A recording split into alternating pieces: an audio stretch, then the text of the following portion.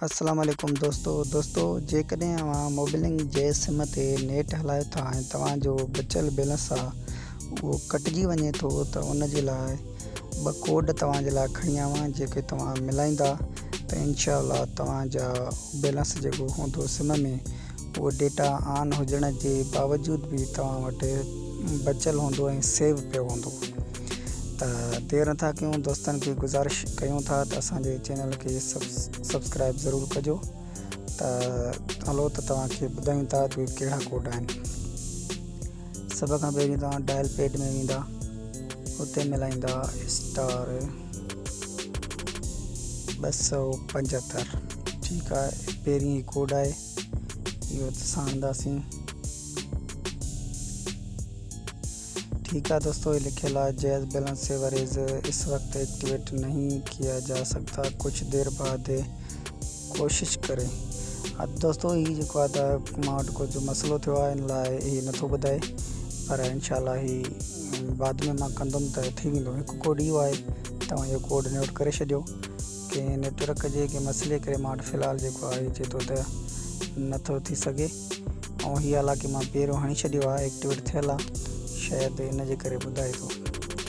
ॿियो कोड आहे *869। ठीक है दोस्तों, ही तव्हां हणंदव, पहिरें चकर में हणंदव त कुझु हिन वांगुरु नज़र ईंदो। ही तव्हां फोटो ॾिसो था, हणंदव पहिरें चकर ईअं मैसेज इहो तव्हांखे नज़र ईंदो। वरी इहो अचण खां बाद में तव्हां ॿिए चकर वरी जॾहिं ही कोड मिलाए हीअं ओके कंदव त हीअं तव्हांखे 3 ऑप्शन ईंदा। ऐं जेकॾहिं तव्हां बैलेंस पहिरीं सेव करे रखियो आहे त पोइ ही मथे जेको 00 निशान आहे, हिते तव्हांजो बैलेंस सेव हूंदो। उहो तव्हां कढण जे लाइ ॿिए नंबर खे हणंदव, उहो 2 नंबर हणी करे जेकी रक़म तव्हां ॿाहिरि कढंदव पंहिंजी, त उहा तरी रक़म लिखंदव। अगरि तव्हां जेकी सिम में बैलेंस आहे उहो तव्हां जमा करणु चाहियो था त नंबर 1 हणंदव। हणण खां बाद में तव्हां उहा रक़म जेकी तव्हांजी सिम में पई हूंदी उहा रक़म लिखंदव त तव्हांजी उहा रक़म हिन में सेव थी वेंदी। त इहो ई तरीक़ो आहे सर्विस ख़तमु करण जे लाइ। तव्हां 3 नंबर खे हणंदव, आसान आहे बिल्कुलु।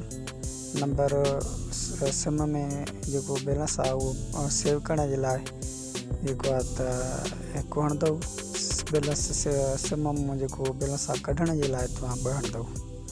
उम्मीद आहे तव्हां दोस्तनि खे मुंहिंजो ही जेको आहे वीडियो पसंदि